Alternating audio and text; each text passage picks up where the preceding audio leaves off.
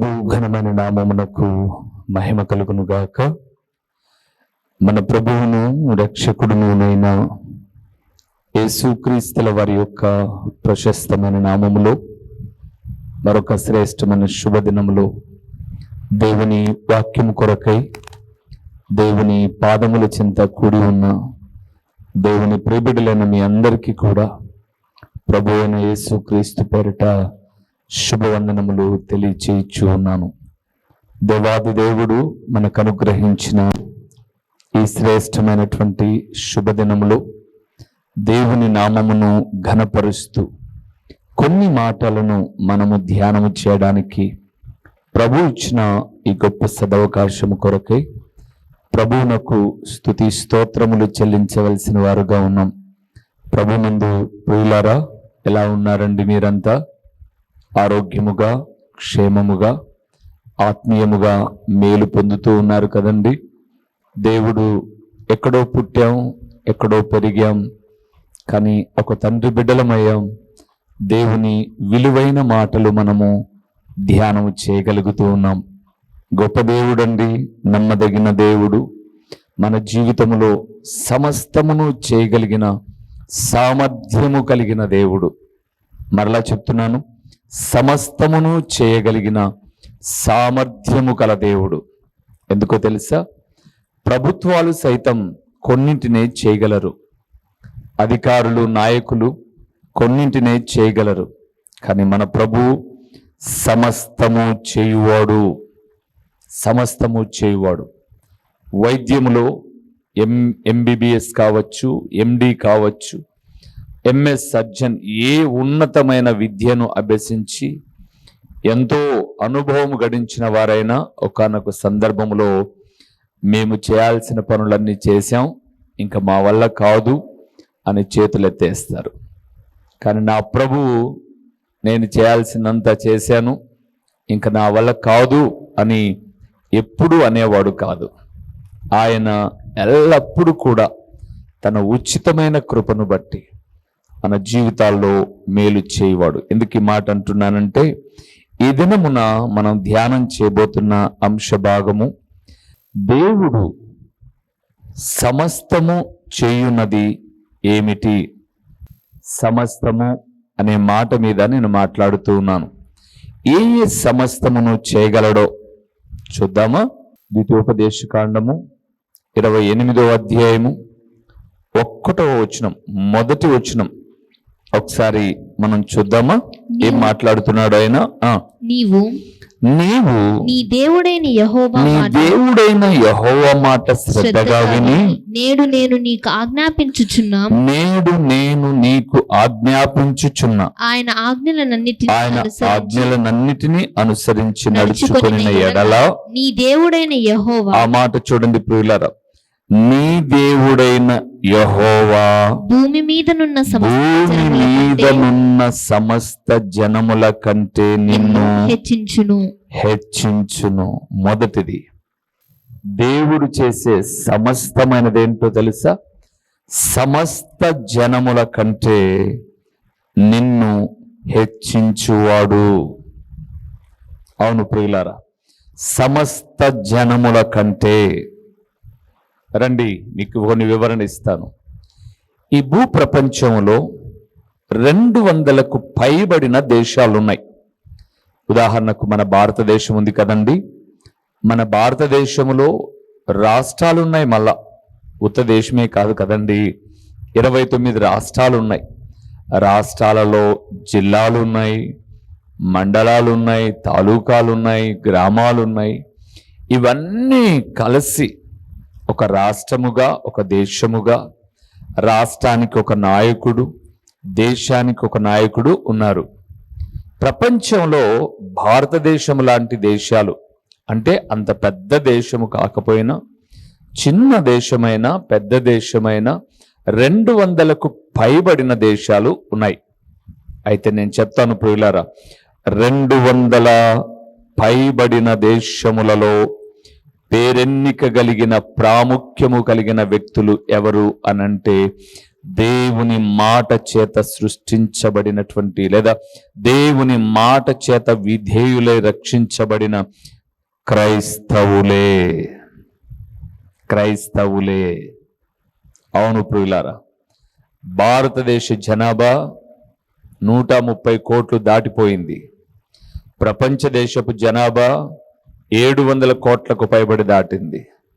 భారతదేశంలో క్రైస్తవులు ఒకవేళ 2% 3% లేదా రహస్యంగా బాహాటంగా అందరూ కలిపి 100కి 5 మంది ఉండవచ్చు. కానీ ప్రపంచ దేశాలలో పేరెన్నిక కలిగిన వారు, హెచ్చింపబడిన వారు, ధన సంపన్నులు, ప్రపంచంలో ఉన్న ప్రతి పరికరాన్ని కనుగొనిన ప్రాముఖ్యమైన వ్యక్తులు ఎవరైనా ఉన్నారు అనంటే వారు క్రైస్తవులే. ప్రియులారా, నేనేదో ఒక వర్గానికి కొమ్ము కాసి మాట్లాడడంలా, ప్రపంచ దేశాలలో బహుఘనమైన స్థితిలో, హెచ్చింపైన స్థితిలో ఉన్నవారు క్రైస్తవులే. అవునండి, అందుకే నన్ను అన్నాను, భారతదేశం లాంటి దేశాలు ప్రపంచంలో చాలా ఉన్నాయి. ఈ దేశంలో క్రైస్తవులు లేరు అని చెప్పడానికి లేదు. క్రీస్తు వ్యతిరేకత కలిగినటువంటి చైనాలోనైనా లేదా పాకిస్తాన్లోనైనా, దుబాయ్నైనా, కువైట్ అయినా, అది ముస్లిం కంట్రీ అయినా లేదా కమ్యూనిస్ట్ కంట్రీ అయినా, అది ఏదైనా కానివ్వండి, ప్రపంచ దేశాలన్నిటిలో కూడా క్రైస్తవులు ఉన్నారు. మీకు ఇంకా చెప్పమంటారా? కొన్ని పండుగలు మన ఊరి దాటి పక్కూరికి తెలియవు. ఎందుకండి? మన భారతదేశంలోనే మనం ఉన్నా, మన రాష్ట్రము చేసే పండుగలు ప్రక్క రాష్ట్రమైన తెలంగాణ చేయదు, లేదా తెలంగాణలో చేసే పండుగలు ఆంధ్రాలో చెయ్యరు. ఇక ఆంధ్ర తెలంగాణలో చేసేది కర్ణాటక తమిళనాడులో చెయ్యరు. ఆ పండుగలు గూర్చిన సంగతే వారికి తెలియదు. ప్రపంచం అంతటికీ తెలిసిన క్రీస్తు జననమును గూర్చినటువంటి క్రిస్మస్, క్రీస్తు మరణమును గూర్చిన గుడ్ ఫ్రైడే, క్రీస్తు పునరుద్ధానమును గూర్చిన ఆదివారపు ఈస్టర్ ప్రపంచం అంతటికి తెలుసు. అందరూ ఆ రోజు ఆరాధించకపోయినా క్రీస్తు గొప్పతనాన్ని చాటి చెప్తారు, లేదా ఎవరైనా చెబుతుంటే విని ఛానల్ మారుస్తారు. నేను మీతో ఏం మాట్లాడుతున్నాను అనంటే, దేవుడు సమస్త జనముల కంటే తన మాట వినే బిడ్డలను హెచ్చించిన దేవుడు. అందుకే మీతో మాట్లాడుతూ దేవుడు అంటున్నాడు 28వ అధ్యాయము, నీ దేవుడైన యెహోవా మాట శ్రద్ధగా విని ఆయన ఆజ్ఞాపించిన ఆజ్ఞలన్నిటినీ అనుసరించిన ఎడల నీ దేవుడైన యెహోవా భూమి మీదనున్న సమస్త జనముల కంటే నిన్ను హెచ్చించును.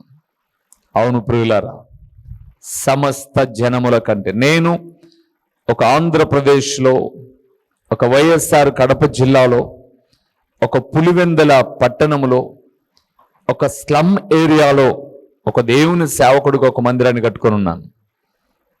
ఒక చిన్న మందిరం మాది. ఎన్నో పర్యాయాలు చెప్తుంటాను కదండి, 110-120 మంది పిల్లలు పెద్దలు అందరూ కలిగిన విశ్వాసులు కలిగిన ఒక చిన్న మందిరం. మీకు చెప్పమంటారా? నేను నివసిస్తున్న ఈ పులివెందుల పట్టణము నుంచి, నేను ఉంటున్న ఈ పులివెందుల పట్టణము నుంచి పులివెందల్లో 1000, 2000, 3000 మంది వెళ్ళగలిగిన, ఆరాధనకు వెళ్ళగలిగిన మందిరాలు ఉన్నాయి. కానీ ప్రియులారా, ఈ దీన సేవకుడు ఒక్కడే ఈ పట్టణములో నుంచి ప్రతిరోజు సువార్త ప్రకటిస్తూ ఉన్నాడు. డబ్బులుండి కాదు, జనబలగం ధనబలగం ఉండి కాదు, ఏమీ ఉండి కాదండి. నేను చెప్పాను కదండి, ఒక్కొక్క సంఘంలో 1000 నుంచి 3000 మంది కూడుకునే స్థానిక సంఘాల పులివెందుల్లో ఉన్నాయి. కానీ పులివెందుల పట్టణంలో నుంచి ఈ దీన సేవకుడు ఒక్కడే. మీరు విచారించి చూడండి. మీకు ఎవరైనా పులివెందులో తెలిసిన వాళ్ళు ఉంటే ఫోన్ చేసి అడగండి. ప్రతిరోజు వాక్యం ప్రకటించే స్థానిక సంఘాలు ఏమైనా ఉన్నాయా? అది యూట్యూబే కానివ్వండి, ఛానల్ అవసరం లేదు. ప్రార్థనా ఛానల్ అన్నాను కదండి, ఛానల్ కాదు, యూట్యూబ్లోనైనా ప్రతిరోజు వాక్యము ప్రకటిస్తూ ఒక 100 మందినైనా చేరుకోగలిగిన వారు ఉన్నారా? మేమే అని అతిశయంగా చెప్పగలం. ఏంటి అలాగ చెప్పారు అంటారా? ఈ పులివెందుల పట్టణంలో ఆయన మాట విని సువార్త ప్రకటిస్తూ మమ్మల్ని హెచ్చిస్తున్నాడని చెప్తాను. ధన బలములో కాదండి, మరలా చెప్తున్నాను. నాకన్నా ధన సంపన్నులు ఈ పులివెందుల్లో సేవకులు చాలా మంది ఉన్నారు. నాకన్నా సంపన్నమైన స్థితిలో, నాకన్నా కాదండి, మా స్థానిక సంఘంలోని విశ్వాసుల కన్నా సంపన్నులైన వారు చాలా సంఘాల్లో ఉన్నారు. మా దగ్గర ఎవరు గవర్నమెంట్ ఎంప్లాయీస్ లేరండి, గవర్నమెంట్ ఎంప్లాయీస్ ఎవరు లేరు. కానీ ప్రతి సంఘంలో గవర్నమెంట్ ఎంప్లాయీస్ ఉన్నారు. కానీ ఒక మాట చెప్పమంటారా? మా దగ్గరున్న ఆత్మీయ బిడ్డలు వాక్యములో హెచ్చించబడిన వారు, ఆత్మీయతలో హెచ్చించబడిన వారు, బహుగా బలమైన సాధనమైన వారు. ఎందుకో తెలుసా? మీరే ఈ వాక్యము ప్రతిరోజు వింటూ ఎంతగానో ఆశీర్వదించబడి హెచ్చించబడ్డారు. మరి నేనున్న స్థానిక సంఘములో చిన్న పిల్లల మొదలుకొని పెద్దల వరకు దేవుని వాక్యం వెళ్తూ ఉంది. సమస్త జనముల కంటే హెచ్చించువాడు. నీ బంధువుల మధ్య, నీ రక్త సంబంధికుల మధ్య, నీ కుటుంబ భక్తుల మధ్య, నువ్వు వెళ్ళే స్థానిక సంఘము మధ్య నిన్ను దేవుడు సమస్తమైనటువంటి ఆ సంఘములో ఉన్న 50 100 మంది కంటే హెచ్చింపు కలగాలంటే నువ్వు చేయాల్సింది ఒకటే, దేవుని మాటలు శ్రద్ధగా విను, ఆ ఆజ్ఞల ప్రకారముగా నడుచుకో. నీ కుటుంబాన్ని, నిన్ను హెచ్చిస్తాడు. రెండవది చూద్దాము ప్రియులారా, ఉపదేశకాండం సమస్త అనే మాట మీద మాట్లాడుతున్నాను. 7వ అధ్యాయం 14వ వచనం. సమస్త జనముల కంటే సమస్త జనముల కంటే ఎక్కువగా నీవు ఆశీర్వదింపబడుదువు. చాలు. ప్రభునందు ప్రియమైన వారలారా, 1000 తరముల వరకు కృపచూపు దేవుడు, నేను ఆరాధిస్తున్న ప్రభు అయిన యేసు క్రీస్తు. ఆయన అన్నాడు, ఇందులో కూడా చెప్పబడిన మాట ఏంటంటే 12వ వచనంలో రాయబడింది, మీరు వినినటువంటి ఆ విధులను అనుసరించి నడుచుకొనిన ఎడల. 13వ వచనంలో ఆయన నిన్ను ప్రేమించి ఆశీర్వదించి అభివృద్ధి చేసి. 14వ వచనం, సమస్త జనముల కంటే ఎక్కువగా నీవు ఆశీర్వదింపబడుదువు. చాలు. రెండవది ప్రియులారా, దేవుడు తన నమ్ముకొని తన మాట విని ఆ ప్రకారంగా నడిచే వారిని సమస్త జనముల కంటే ఎక్కువగా ఆశీర్వదిస్తాడు. రెండవది, సమస్త జనముల కంటే ఆశీర్వదించబడతాము. వాస్తవానికి నేను చదివిస్తున్న మాటలన్నీ అలనాడు పాలుతేనెలు ప్రవహించే కానాను దేశానికి వెళ్తున్న ఇశ్రాయేలులతో నా ప్రభు పలికిన మాట. అయితే ప్రియులారా, ఆనాడు ప్రవేశించి కానానుకు చేరడానికి ప్రయాణమైనటువంటి శారీరక సంబంధమైన ఇశ్రాయేలులతో కాదు కానీ ఈరోజు ఆత్మ సంబంధమైన ఆయన ప్రియబిడ్డలమైన మనతో కూడా ఈ మాటలు పలికి ధైర్యపరుస్తున్నాడు. ఎలాగో తెలుసా? నీవు నన్ను నమ్మావు, నా ఆజ్ఞలను అనుసరిస్తున్నావు, అందుకే నేను సమస్తమైన జనముల కన్నా హెచ్చిస్తాను. రెండవది, సమస్త జనముల కంటే ఎక్కువగా నీవు ఆశీర్వదించబడదెవు. దేవునిందు ప్రియమైన వారలారా, ఈరోజు ఒక దైవ సేవకుడిగా జ్ఞాపకం చేస్తూ ఉన్నాను. నా దేవుడు నిన్ను సమస్తమైన జనుల కన్నా ఆశీర్వదించు దేవుడు. మరలా చెప్పమంటారా? భారతదేశ ధనవంతుల జాబితాలో భారతదేశ ధన సంపన్నుడుగా రిలయన్స్ అధినేత అయినటువంటి ముఖేష్ అంబానీ గారు ఉన్నారు. ఆయన భారతదేశంలోనే ధనవంతుడు అండోయ్, కానీ ప్రపంచ దేశానికి ధనవంతులు ఉన్నారు చాలా మంది. ప్రపంచాలను శాసించగలిగిన ధన సంపన్నులు ఉన్నారు చాలా మంది. వారిలో ఆశీర్వదించబడిన వారు నేను ప్రకటిస్తున్న యేసు ప్రభుల వారిని కలిగిన క్రైస్తవులే. గూగుల్కి వెళ్ళి చూసుకోండి కావాలంటే. ఎందుకంటే ఇప్పుడు చరిత్ర లేకపోతే సమస్తము అందులో ఉన్నాయి కదండి. ప్రపంచ దేశాలలో ధన సంపన్నులు క్రైస్తవులే. ఎందుకో తెలుసా? వారు ఆశీర్వదించబడిన జనులు. ఎందుకు? దేవుని మాట విని ఆ ప్రకారముగా నడుచువారు కాబట్టి. దేవునిందు ప్రియమైన వారులారా, సమస్త జనముల కన్నా ఆయన నిన్ను హెచ్చిస్తాడు. సమస్త జనముల కన్నా నీవు ఆశీర్వాదకరంగా ఉంటావు. మూడో విషయాన్ని చెప్పమంటారా?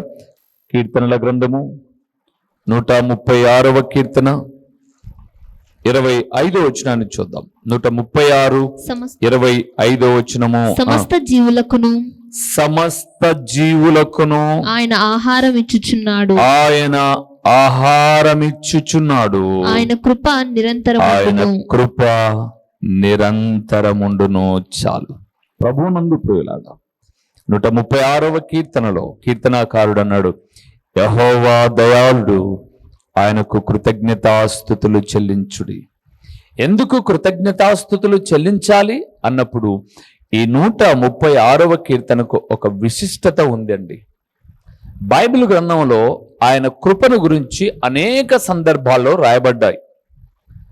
దావీదుతో అంటాడు, నేను సౌలుకు నా కృపను కొట్టివేసినట్టుగా. తర్వాత మీరు 2 సమూయేలు గ్రంథం 7వ అధ్యాయం చదివితే, సౌలుకు నా కృపను కొట్టివేసినట్టుగా దావీదుకు నా కృపను కొట్టివేయను అంటాడు. నూతన నిబంధనలో రోమీలకు రాసిన పత్రిక 6వ అధ్యాయం మొదటి నుంచి వచనాలన్నీ చదువుతున్నప్పుడు ఆయన కృప విస్తరిస్తూ ఉందని, మనం పాపమందు నిలిచి ఉండకూడదు అని అంటూ వచ్చాడు. కృప గురించి అనేక విషయాలు చూపుతూ వచ్చాడు. ఆయన కృప జీవము కన్నా ఉత్తమమైనది అని, ఎత్తైనది అని ఎన్నో చెబుతూ వచ్చారు. కానీ అండి, బైబిల్ గ్రంథంలో కొన్ని అధ్యాయాలు కృప మీదనే రాయబడి ఉంటాయి. ఉదాహరణకు ప్రేమ గురించి కొరింథీయులకు రాసిన మొదటి పత్రిక 13వ అధ్యాయం, ఉపవాసమును గురించి యెషయా గ్రంథం 58వ అధ్యాయము, దేవుని వాక్యం యొక్క గొప్పతనం గురించి 119వ కీర్తన, ఆజ్ఞలను గురించి నిర్గమాకాండం 20వ అధ్యాయం, ఇలాగా ఉంటాయి కదండి. కృప గురించి అధ్యాయం ఏదైనా ఉందంటే అది 136వ కీర్తన. 26 వచనాలు ఉన్నాయండి. ప్రతి వచనములో ఆయన కృప నిరంతరముండును, ఆయన కృప నిరంతరముండును అనే వచనాన్ని ముగిస్తారు. ఇక్కడ అన్నాడు 25వ వచనంలో, సమస్త జీవులకును ఆయన ఆహారమిచ్చువాడు. తనను నమ్మి తన ఆజ్ఞలను అనుసరిస్తూ ఆయన అడుగు జాడలలో నడిచే బిడ్డలకు ఆయన ఆహారమిచ్చువాడు.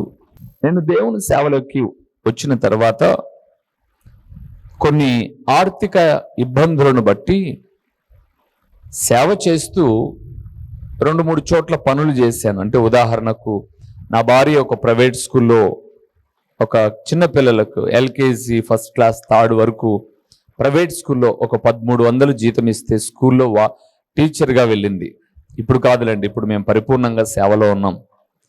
తర్వాత మా ఇంటి బాడుగా 600, 2003వ సంవత్సరం 2వ సంవత్సరం మాట చెప్తున్నాను. 600 ఒక చిన్న ఇల్లు, ఇంకా ఎక్కువ ఉన్నాయి కానీ మేము ఒక చిన్న ఇల్లు తీసుకున్నాం. 600 ఇంటి బాడుగా కట్టాలి. తర్వాత 600తో పాటు ఒక 150 నుంచి 250 రూపాయలు కరెంటు బిల్లు వచ్చేది. అంతా ఇంటికి ఒక 800 రూపాయలు ఖర్చు అయ్యేది. నా భార్య ఒకటి స్కూల్కి వెళ్తే ఒక 1300 వచ్చేది జీతం. అది ఏంటి, రెగ్యులర్గా వెళ్తే. మేము ఎప్పుడైనా ప్రార్థన ఉందని ఆప్ చేస్తే ఆ రోజుకు సరిపడా 40 రూపాయలు కట్ చేసుకుంటారు. అలాగ 1200-1300 ఇచ్చేటటువంటి దాంతో వెళ్తున్నప్పుడు నేను కూడా ఏదైనా ఒక పని చేస్తే బాగుంటుంది, సాయంత్రమే కదా పరిచర్యకు వెళ్ళేదని నేను ఒక రాతినార గనులలో, ఈ పులివెందుల పట్టణంలో వైఎస్ వారివి అప్పుడు రాతినార గనులు ఉంటే అందులో పని చేశాను. నాకు ఒక 2500 ఇచ్చేవారు. 2002వ సంవత్సరం మాట చెప్తున్నాను. నేను రెగ్యులర్గా డ్యూటీకి వెళ్ళేవాడిని కాదు. ఎందుకంటే రాతినార గనిలో ఆదివారం సెలవు ఉండదు, ఆదివారము వర్క్ జరుగుతుంది. కానీ గురువారం, బేస్తవారం అంటారు కదా, థర్స్డే అది హాలిడే ఉండేది. కాబట్టి నేనేమో నాకు ఆదివారం సెలవు కావాలి. కాబట్టి ఆయన అనేవాడు, అది కంపెనీ రూల్ కాదు, నువ్వు బేస్తవారం అంటే థర్స్డే సెలవు తీసుకో, కానీ ఆదివారం డ్యూటీకి రావాల్సింది. నేను రాను బాబు, నువ్వు నన్ను తీసేసినా పర్లేదు. అలాగే ఒక 2.5 సంవత్సరం పని చేశాను, కానీ ఏ ఆదివారం డ్యూటీకి వెళ్ళాలా. ఆదివారాలు డ్యూటీకి వెళ్ళని డబ్బులన్నీ కట్ అయిపోయేవి. మధ్యలో ఎప్పుడైనా నాకు సెకండ్ షిఫ్ట్ ఉండేది, 2 గంటల నుంచి రాత్రి 10 వరకు. సాయంకాలం ఎక్కడైనా ఒకరు ప్రార్థనకు పిలిచారు, ఏదైనా పుట్టినరోజు, చావు దినమో ఏదో అని అంటే అప్పుడు 2 గంటల డ్యూటీకి వెళ్ళేవాడిని కాదు. ఇలాగ నేను ప్రతి నెలా తీసుకునే జీతం ఒక 16-1700 కన్నా ఎక్కువ ఎప్పుడు తీసుకోవాలా.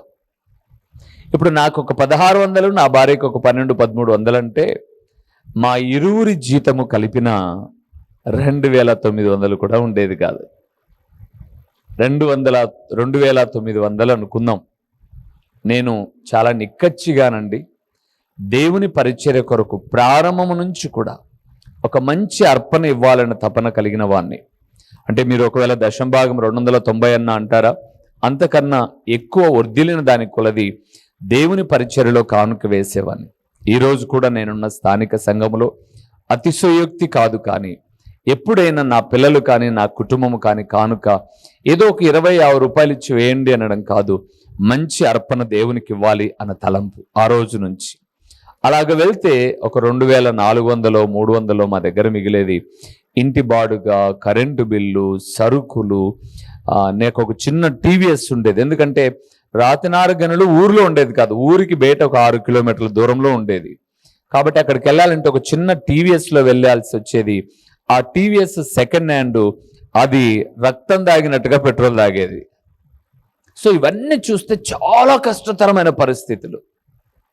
తర్వాత మేము దేవుని పిలుపుని బట్టి పరిపూర్ణంగా సేవలోకి వచ్చాం. వద్దు, మనం ఎరువురుము దేవుని పాదాల చెంత ప్రార్థన చేద్దాం. 8 గంటలు డ్యూటీ చేసే బదులు ఒక 4 గంటలు ప్రార్థన చేద్దాం పరిపూర్ణంగా, మిగతా సమయం వాక్యాన్ని సిద్ధపడదాం, ప్రభు పోషిస్తాడని వచ్చాం. నిజంగా మీరు నమ్మండి ప్రియులారా, ఎన్నో దినాలు చాలా కష్టతరంగా మా జీవితాలు గడిచాయి. కానీ నేను ఒక మాట చెప్తాను, ఎప్పుడు ఆహారాన్ని కొరత చేయలేదు ఆయన. ఒకవేళ ఉదయం ఆహారం ఉండేది కాదు, మధ్యాహ్నం ఆహారం ఉండేది కాదు, రాత్రి అయ్యేసరికి మంచి రాజభోజనం ఎవరో ఒకరు పిలిచి పెట్టేవారండి. నేను అంటాను ఒక దేవుని సేవకుడుగా, మత్తయి రాసిన సువార్త 6వ అధ్యాయంలో ఉంది, మీరు తర్వాత 26వ వచనం చదవండి. నేను పని మానుకొని వస్తున్నప్పుడు వాళ్ళు అన్నారు, ఎలాగ బ్రతుకుతావు, దేవుని సేవ అంటున్నావు, ఏ కాలంలో ఉన్నావు, ఎలాగ పోషిస్తాడు దేవుడు అని 2005లో అన్నప్పుడు నేను 6వ అధ్యాయం 26వ వచనం చెప్పాను. ఆకాశ పక్షులను చూడుడి, అవి విత్తవు, కోయవు, వడకవు, అయినను మీ పరలోకపు తండ్రి వాటిని పోషిస్తున్నాడు. అంటే మీ తండ్రి ఆకాశ పక్షులను పోషిస్తూ ఉంటే మీ తండ్రి మీకు ఆహారం పెట్టడా అన్న మాట చేత వచ్చాను దేవుని సేవకు. ఆకలి తీర్చాడు. ఎక్కడికి వెళ్ళినా 5 ఏళ్ళు నోటులోనికి వెళ్ళడానికి ఈరోజు ప్రభునందు ప్రియులారా, నేను 5,000 నోట్లోకి పోవడమే కాదు, ఎవరైనా వచ్చినా మంచి భోజనం పెట్టడానికి, దేవుడు సహాయం చేయడానికి ప్రాముఖ్యమైన విషయం దేవుని మాట ప్రకారంగా బ్రతకడమే. ఆయన సమస్త జీవులను ఆహారమిచ్చి పోషించువాడు అని 136వ కీర్తన 25వ వచనంలో రాయబడింది. అరణ్యములో నడుస్తున్నారు ఇశ్రాయేలీయులు, పొయ్యిలో కట్టె పెట్టలేదు, కుండలో నీళ్లు పోయలేదు, వాళ్ళ కాళ్ళు వాయలేదు, బట్టలు పాతగలలేదు, ఆహారము ఘనముగా ఇచ్చి దేవదూతలు భుజించేటటువంటి మన్నా ఆహారముతో పోషించిన నా దేవుడు నిన్ను ఆహారము లేకుండా నిలబెట్టడు. నువ్వు చేయాల్సింది ఒకటే, ద్వితీయోపదేశకాండం 28:1లో చెప్పబడిన రీతిగా ఆయన మాటను శ్రద్ధగా విను, ఆ ప్రకారముగా చెయ్యి, నిన్ను దేవుడు పోషిస్తాడు. ఆయన సమస్త జనముల కన్నా హెచ్చించువాడు, సమస్త జనములను ఆశీర్వదించువాడు, సమస్త జీవులకు ఆహారం ఇచ్చువాడు. ఇంకొక మాట చెప్పి నేను ముగిస్తాను. కొలస్సీలకు రాసిన పత్రిక 1వ అధ్యాయము 17వ వచనాన్ని చదువుదామా ప్రియులారా? ఆయన అన్నిటికంటే ముందుగా ఉన్నవాడు, ఆయనే సమస్తమునకు ఆధారభూతుడు. చాలు ప్రియులారా, ఎంత బాగుందండి ఈ మాట. ఆయనే సమస్తమునకు ఆధారభూతుడు. ప్రభుత్వాలు ఎలాగ పరిపాలిస్తున్నాయి? ప్రజలు కట్టే పన్నుల చేత. మరలా మీరు అడిగి చూడండి, ఏ ప్రభుత్వమైనా, అది రాష్ట్రమైనా, కేంద్రమైనా, దేశములో, ప్రపంచములో ఏ ప్రభుత్వాలైనా ప్రజల చేత ఎన్నుకోబడి ప్రజల చేతనే పోషించబడతాయని చెప్పచ్చు. అంటే మనం కట్టే పన్నులే. ఉదాహరణకు అది ఇంటి పన్ను అయినా, కరెంటు బిల్లు అయినా, లేదా మరొకటి ఏదైనా మనం కట్టేటటువంటి డబ్బులే అవి రొటేట్గా ఉద్యోగస్తులకు జీతాలు, ప్రాజెక్టులు, రోడ్లు, మంత్రుల జీతాలు, వారి కార్లలో పోసుకునే డీజిల్, పెట్రోల్, వారి పోషణ అన్నీ కూడా ప్రజలు కట్టే పన్నుల ద్వారానే.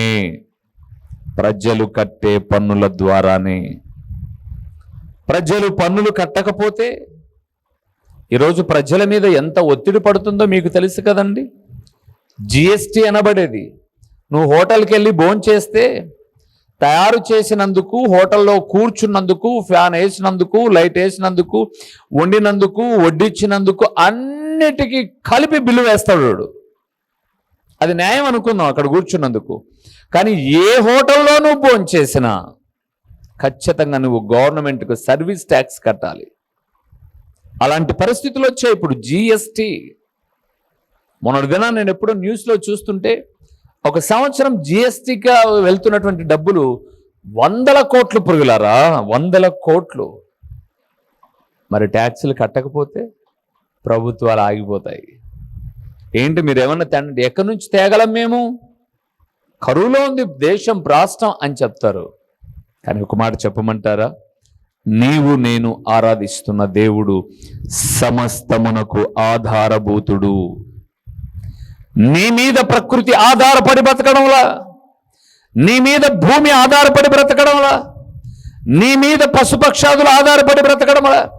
నీ ఇంట్లో చాక్కునే కుక్క పిల్లకో పిల్లి పిల్లికోనో ఆహారం పెడతావు, కానీ ప్రపంచంలో లక్షల పైబడిన జీవరాశులున్నాయి.